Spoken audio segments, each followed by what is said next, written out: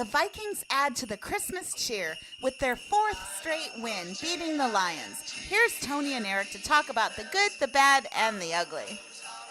Merry Christmas, everybody. We just got done watching the second to last home game for our beloved Minnesota Vikings, and they do it to us once again. Tony Bell, along with Quality Control, yours truly, Eric Peterson, here on the official Purple Skull Squad show for Minnesota Viking fans. Tony Bell, a win that almost feels like a loss. I was, even with the 6 turnovers, I was waiting for the Vikings to blow this because it was still too close. And I had memories last year because remember, the Lions turned the ball over 5 times against the Texans last year and came back and won.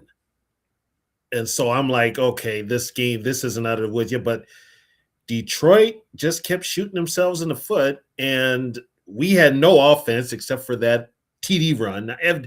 I have never seen a Viking offense this inept since I was like 5 years old watching Gary Quazzo and Bob Lee. Yes, with the 71 offense. I can ask you that, Tony Bell, because they won a game today, or tonight, I should say, with their quarterback throwing for a grand total of 3 yards today.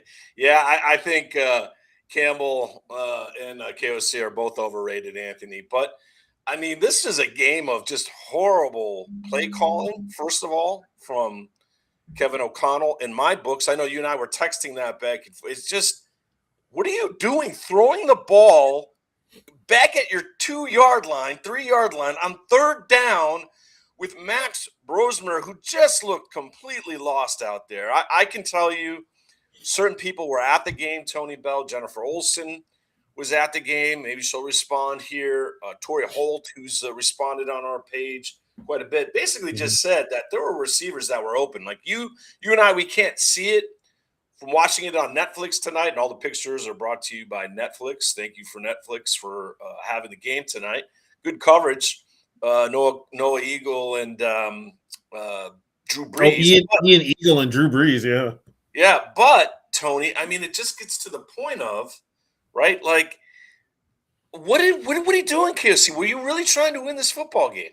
Because if I was Brian Flores, I would have come up to Kevin O'Connell and punched him in the face for that offense. That offense was so brutal tonight. I mean, beyond brutal.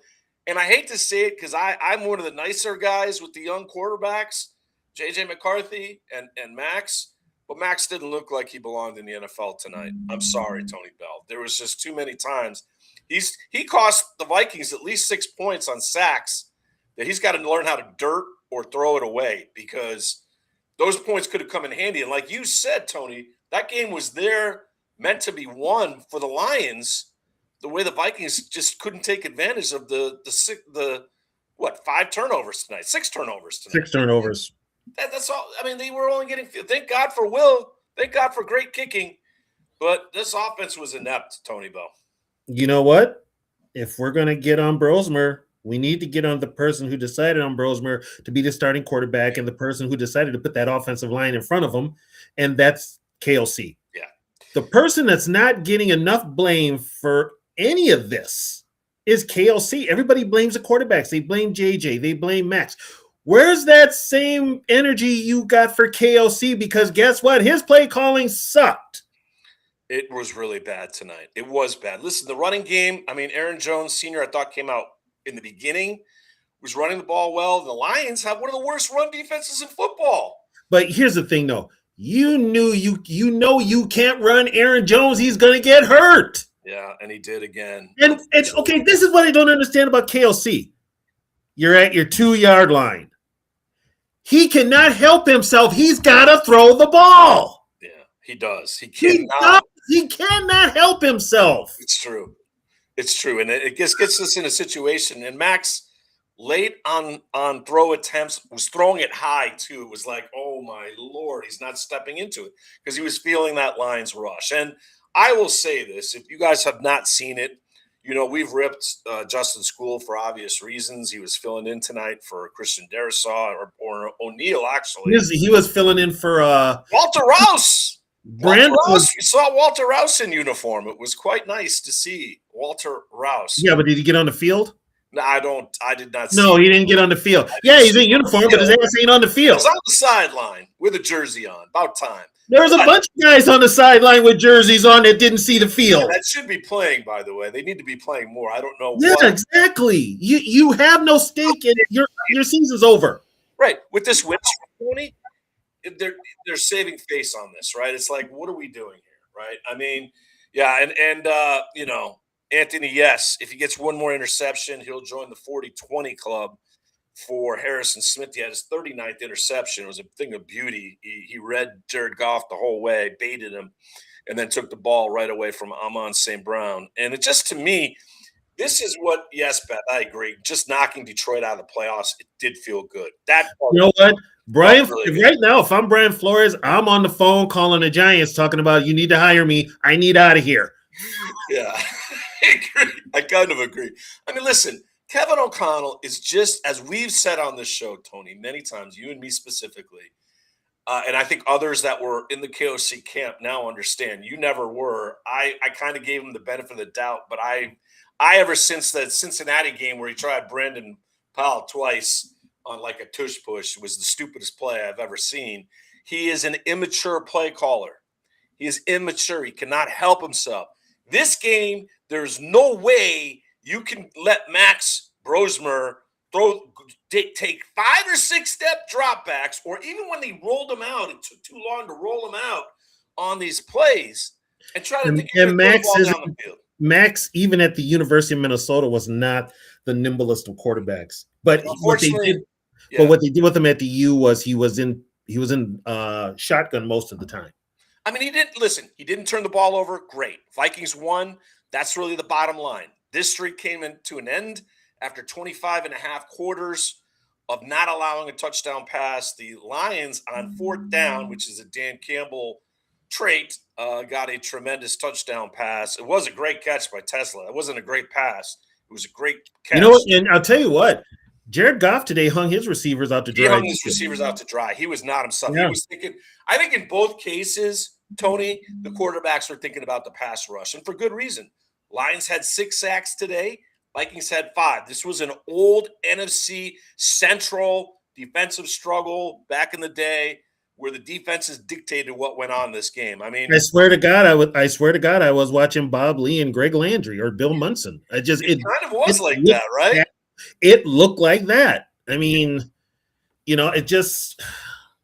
I mean, in the Lions, listen, the Lions have the 6 Pro Bowlers. You got Gibbs. You got St. Brown. You got Goff, who's not. Somehow he's not in the Pro Bowl. He should be.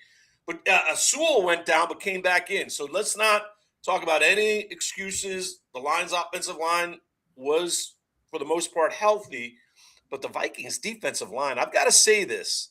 I owe Jonathan Allen a bit of an apology.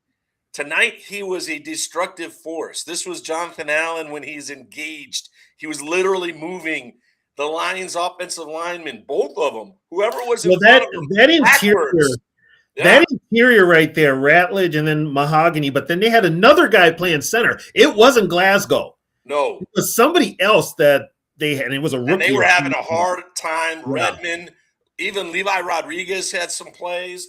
Even Hargrave earned some of his money tonight. I'll tell you what, Jamar Gibbs was getting hit and he was getting hit hard. Hit and stood up. Big you time. know.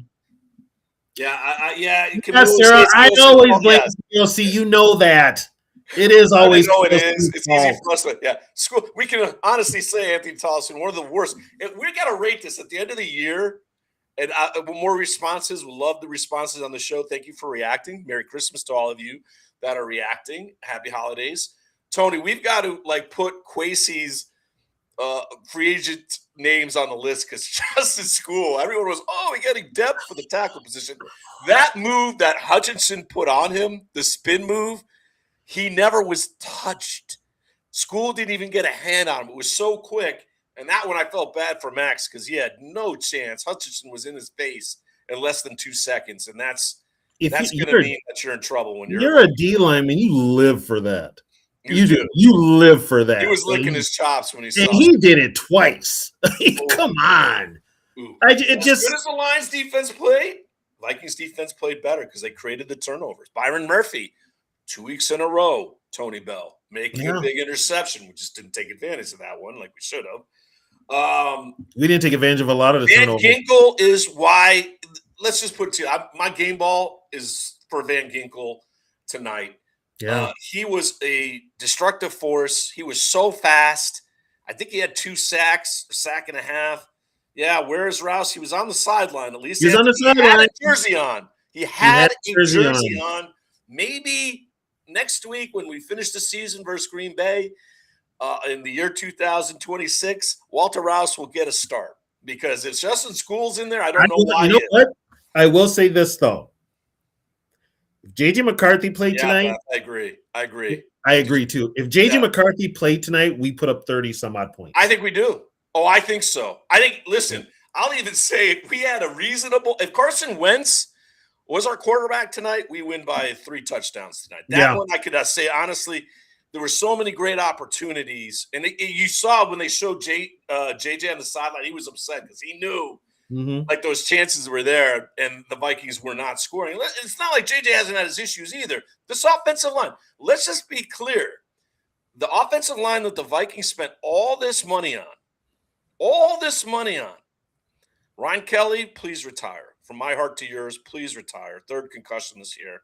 Got to retire, right? Will Fry's probably the best one of the bunch because he's been healthy, and that's the only reason. I think he's the only one that's played every down. Yeah. I mean, Dakota, listen, he's been injured. Darisaw, we don't know when he'll ever stay healthy or be healthy for a full season to be nice because when he's healthy. You know what? Jackson actually looked good out there. He did. He was probably one few guys tonight that earned his stripes. And, O'Neal cannot stay healthy anymore. And that's a huge cap hit. That's a cap hit. They're going to have to – there's probably some money that's going to come off the books next year. One is probably going to be Ryan Kelly. He might take an injury settlement and retire, which I think he might is a good. His wife has to step up. I mean, somebody in that family has to. And the other one is you're going to have to talk to O'Neal. Yeah, if he doesn't take a pay cut, I mean, he's at that age now. That's why Rouse should be playing. That's why Walter Rouse should be playing, or some other young guy. Where's Huber? Where's Huber? Where's some of the young guys on the? This is when you play them. These games, I know every game you want to see your team win, but that's meaningless right now, other than the young players playing. Felton almost had a great special teams play, but where was he? Well, it wouldn't have mattered tonight. It probably wouldn't have mattered tonight if Felton was running. We've said this before, and I'll keep saying it. This coaching staff does not like rookies. They really don't. This is worse than Mike Zimmer. I thought Zimmer was bad. This don't like rookies. Between Flores and Kevin O'Connell, they do not. If you got a rookie, it's very hard. It's very tough to get into the lineup. They do not trust you. They'd rather have. And the worst part of it is Justin. I get schooled at the tackle position. The worst part about it is you've had 2 rookies at starting quarterback this year, and you did them no favors. Yeah, two, Tony, two rookie quarterbacks, really, when you look at it. Yeah, JJ's second year, but really, this was his rookie year. And KOC did them no favors. None with his and then whoever these decisions you're making for the starting 5 and the offensive line, whoever's making these decisions needs to be out of a job, Chris Cooper. Yeah, I think he needs to be fired. I know him and KOC are friends, but even KOC's got to see how bad the offensive line was tonight. And then, what that does to a quarterback, and this, Tony, you played the game, it gets a quarterback to be jittery. When he's under pressure, when he doesn't trust his offensive line, he doesn't step into his throws, and then his throws go high, just like we saw with JJ, just like we saw tonight with Max. And what did we see Carson again? Was actually healthy. What did we see again with Viking quarterbacks? And this is a KOC thing. Stay in the pocket, read your progressions, hold on to the ball. That works if you've got a good offensive line, but when you've got a turnstile for a left tackle and a right tackle, that doesn't work. You got to laugh, people, because this is how we get over the pain of the reality. And we won. Because just understand, everyone that's watching this tonight or gets to see this, we thank you for watching us. Tell your friends about us, like and subscribe us if you like the content. You want to do a show like this, you certainly can. We would encourage it. Let's start our own channel. Let's be more fan-friendly than the corporate shows that are out there. But here's what we need you as fans to really get behind and for you to understand. Kevin O'Connell, because this team now has won 4 games, is going to be alleviated from the criticism that he really deserves. And it is as evident. And I know some people in our game thread were pointing out the fact that, you know what, his game planning, his play calling, is at an all-time immature level. They can't, and we keep trying to give him the benefit of the doubt. I'm not. Tony, you and I, we've said, just run the ball more, run it more. Tonight would have been the example just to pound the rock as much as possible. Okay, you got CJ Ham on the goddamn team. How come you can't give him the ball? Just run the football. Max is just not ready to – the speed of the pro game compared to what it was in Minnesota, where UMass, when Max played there, is not the same as it is in the pro game, right? I mean, let's be honest. Yeah, Blake Cashman certainly was a monster. Wow. That's amazing. 17 tackles. And he made a lot of those behind the line of scrimmage, too. Eric Wilson, another turnover created when he stripped Jahmyr Gibbs of the ball. That was Did Harrison Smith knock down 2 passes? 2 passes. At the line? Yes, he did. Harrison was like just blitzing. I mean, he's feeling young again. I don't know, Tony. I don't know. I'm starting to think. He's done. I don't know if he finishes the season this way. He's like, you know what? He's done. Maybe one more year. No. No. But yeah, 6 turnovers. The defense, let's just be honest. The defense has won the last 2 games that the Vikings have played without question.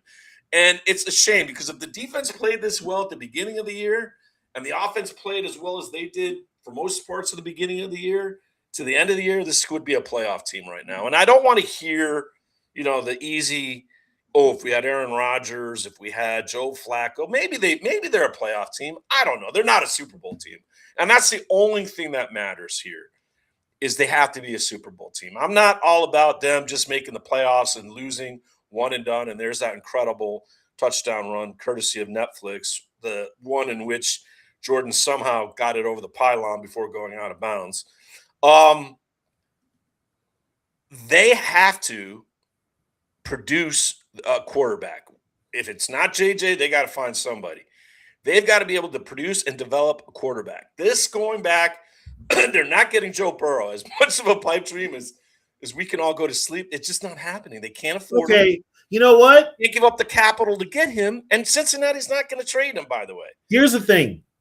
Were we not told that KLC is a quarterback whisperer? Well, were we not told? Were we not told? Yes, KLC is an offensive genius. Were we not told KLC is the future of what NFL play calling is? Oh yeah, he's number 1 on some fantasy coaches drafts. They think Kevin O'Connell can do no wrong. And listen, I like Kevin O'Connell as a person. He seems like he's a great guy.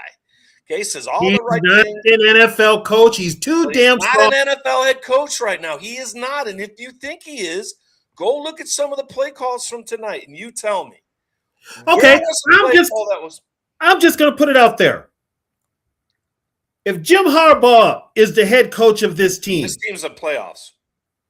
This team runs over the Lions. We're talking about if we had Aaron Rodgers or if we had Joe Flacco. No, if we had Jim Harbaugh as head coach. Jameis Winston. If we had Jim Harbaugh as a head coach, we're in the playoffs. I can guarantee you that. With this defense, they're a playoff team. And arguably a Super Bowl contender. How about that? And they're running the ball. And they're running the football a lot. I don't think Aaron Jones Sr. he would want more of a now, you know what? I'm ready for him. I'm ready for him to go to. He can go to. I'm done with him. You can only run him 10 times, and then he's going to have some. And listen, and that's not to say that Aaron Jones Sr. is probably, if you were to say, most liked in a locker room guy, he certainly is. And he takes. What's nice is tonight. I don't know if you saw it on the sideline. He was talking to Xavier Scott. He was like, I think he was giving him some advice, or they're having some great discussion. That's the kind of. Aaron Jones Sr. will go down as one of the most liked players in NFL history. But the issue is in the 30s, and he always gets hurt. I mean, it's just you feel for the guy, right? It's just something happens. Ankle, knee, hip, something every year. That's why the Packers drafted Dillon. They drafted Dillon when they did AJ Dillon, and then they let him go because not because they didn't like him, They not didn't because want to pay him. They didn't want to pay him, and they just They realized gave the house to Jacobs. they gave it to Jacobs, and they said goodbye to Aaron Jones Sr. I mean, they just wanted someone that was more reliable at staying healthy, and that's a big issue, and that's an issue for JJ McCarthy moving forward. Because one thing is, if JJ is as hurt next year as he was this year, you got a problem. Here's a problem. Here's the thing, though, with the injuries, I got a two-thing question here. With even before the injuries, JJ was putting up impressive numbers, those 3 wins. He did. His quarterback rating was in the hundreds, ladies and gentlemen. Yes, his quarterback rating was in the hundreds. And I'm also going to bring this up. Does anybody remember Robert Smith? Yeah, we used to mention that last show. Yeah, hurt all the time. Knees. Yeah. I mean, it's going to happen. He's only technically been in the league 2 years. Burrows is not coming here because, first of all, I think they're keeping. Yeah, Barber feds up. No, that's the same issue we're talking about. JJ, he's injury prone. Burrow's never healthy. Is never. Yeah, I agree. KOC is definitely. He is soft as cotton. Nice guy. Seems like I think I would want to play for KOC because it'd be nice collecting the paychecks, not having him yell in my ear. Telling the other coaches not to be overly physical. Okay. That's fine. If I just wanted a paycheck, if I want to win at football, no. I want Jim Harbaugh. I want some coach that's going to scream at me. That's why about being physical. This is about winning in the line. And that is why I get on the Viking organization, because they're not serious about winning. They just don't seem to get it. They're not serious about winning. The one thing that has avoided this franchise, Tony, for over 60 years, and yet, you could argue Bud Grant maybe took it a little easy at the Super Bowls. That team should have won a Super Bowl. We know that the Purple People Eaters, Fran Tarkenton, and Bud Grant, Joe Kapp, all those teams should have won one Super Bowl. We know that. But look how long it's been. Tony, when's the last time the Vikings were in the Super Bowl? What year was it? The bicentennial year, 1976. Thank you. And they haven't learned from that point. They came close in 98-11. We can go through all the closes. Close only counts in horseshoes. Doesn't count in the NFL. And as Mike Zimmer said when he was here, the only team that feels like they had a good year is the last team that's standing. All the rest are losers. Whether you make the Super Bowl or not, it's a losing season when you don't win. And you do everything you can to make sure you win. And this organization, and some people will tell you, Tony, and I can't deflect away from some of the criticism that he's going to get, but Kwesi's going to get hammered. And a lot of the fans have mentioned this season, his drafting, not having a healthy backup quarterback. Carson Wentz was not healthy when he got to Minnesota. I don't think so. But, that was their answer. Okay. Now that you've said that, I'm going to bring this up. Yeah. Kwesi's the GM. Kwesi gets the players. Isn't it KOC's job to mold these players into the players that he wants to be? Okay, so why are we not giving KOC any damn problem? KOC's got to make the final pass. As Brian Flores made the final call on Jonathan Allen and Hargrave and some guys that didn't play well. I'm telling you now, if I'm Brian Flores, I'm hitting the road. Yeah, I just think if you're Brian Flores, you got to ask yourself this. This is the question we all have to ask ourselves. And the organization, more importantly, the Wills have to ask this question and answer it to themselves. Are we doing everything we can to win a Super Bowl here? Are we? Are we building the foundation to an organization that's actually going to win for a change? No, they only care about putting asses in seats. That's basically the bottom line. That's all they care about. The financial. Most owners do. Listen, ownership's all about turning a profit. But most owners that you want to get behind, right, they're in it to win. And in the NFL, it's probably the hardest sport to win. And unfortunately, the Wilfs have had this team now since 2005. They're still on the positive media exposure and positive exposure of the franchise. That's why we're in Europe every friggin' year. That's why we're on national TV all the damn time. Unless you know what? Like this year's product, I don't want to see that on national TV. No. I really don't. And every time they're on national TV. And you send your team over to Europe back-to-back weeks. Yeah, never been done. Come on. What are we doing? Give me a friggin' break. And basically what you're doing is by taking those European games, especially if they're a home game for you, You're screwing your home fans of seeing a game in a Yeah. stadium. Although these two were both road games, hence why the Vikings actually have a Exactly, Barbara. They want to fill the seats. Yeah, exactly. It's just like, hey, why are we the kings of mediocrity, right? Anthony Tollison, why are Mark and Ziggy in this game? Mostly Mark. Mark's the one. It's mostly Mark.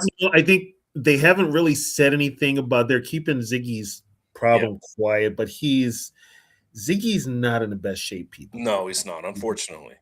And we've all had family members that go through the process in which Ziggy's going through, and it's really disheartening. But here's the thing, Anthony, with B-Float taking the Giants gig, you can take Dart, but if you give him an offensive coordinator, he is young. Okay, you get Neighbors back next year. You get Scadaboo back next year. You build the offensive line a little, but guess what? You got a hell of a defense. Yeah, and the Giants, one of their best players is Andrew Thomas, their left tackle. He was out. Yeah, and he's out for the year. So you got the seeds there. They do. The Giants are a team that in the next year, if I look at surprise teams, although don't listen to me, I was horrible with my picks. I had Baltimore and Tampa Bay in the Super Bowl, and both those teams are on thin ice, even maybe not even. They're on life support. They're on life support. They're like the Lions where we saw what happened there. They are on serious life support. All right, in the last 4 minutes we have here, Tony, on this Christmas, first of all, any good gifts? Anything good? Did you get something come your way for Christmas? I'm wearing mine. I'm wearing this new hat here. I haven't even broken it in yet. And then, sometimes I need a reminder. So this kind of can be our new reminder that we're actually on air so that I don't make a complete fool of myself. But, no, today was a quiet day for me. I watched football and just appreciating that I'm still here. Small things, right? Yeah. That we're blessed for. And that's what, I want to wish to everyone out there as well. Health is a key.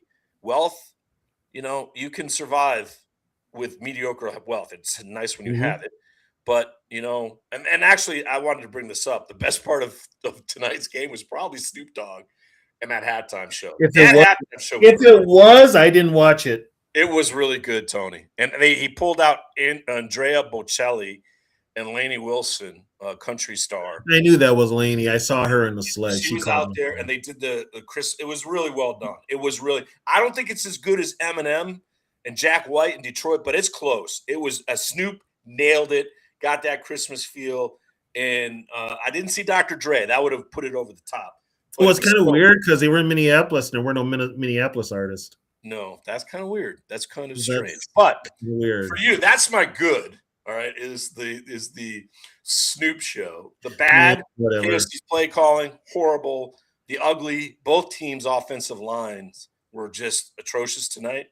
And I really kind of feel like we now know that Max Brosmer needs to be the third quarterback on our chart going into next year. There is no way he can be the backup to JJ.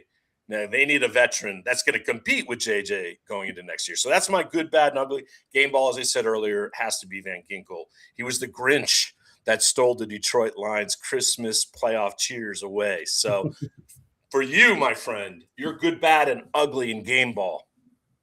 Oh, well, the good is Van Ginkel and the Viking defense. Got to give a little Will Reichert. Should be a Pro Bowler. Will Reichert, all he does is kick 50-some-odd yard field goals like it's no problem. He's a kicker. He's a kicker. I know he's a kicker. He's a kicker. I would say Eric Wilson and Jalen Redmond is my favorite Viking player. He cemented that.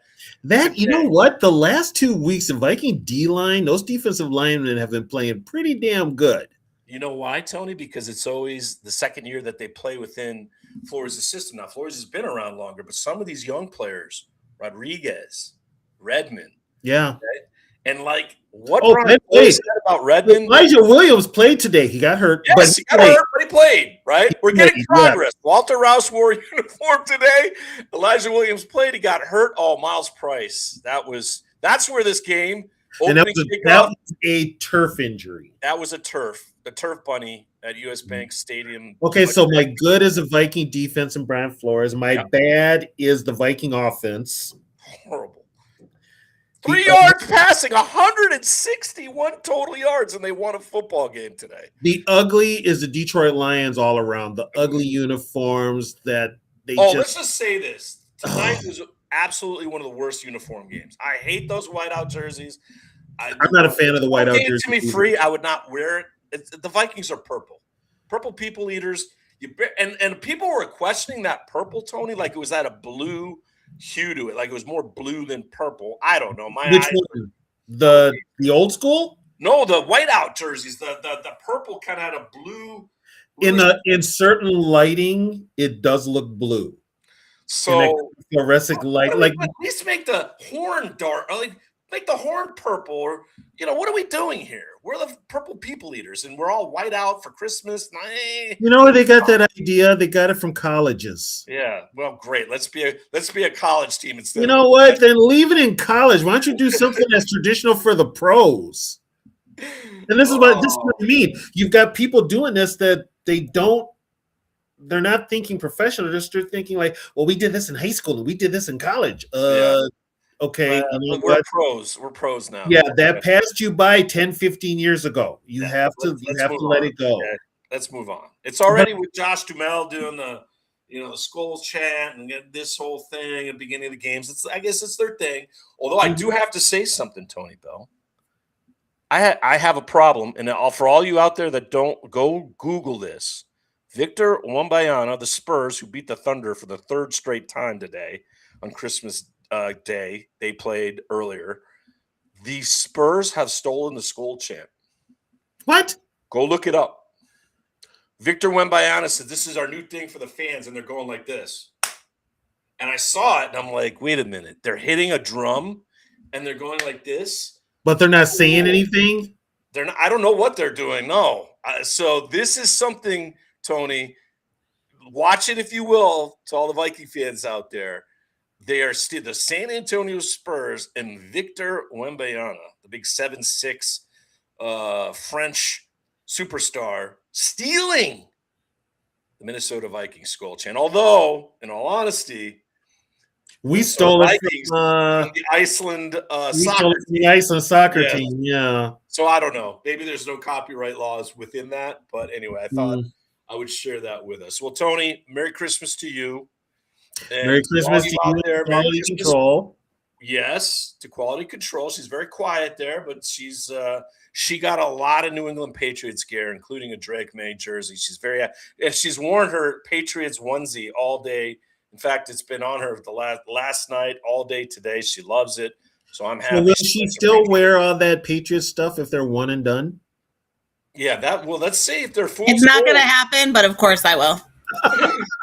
Cam Newton, fool's gold.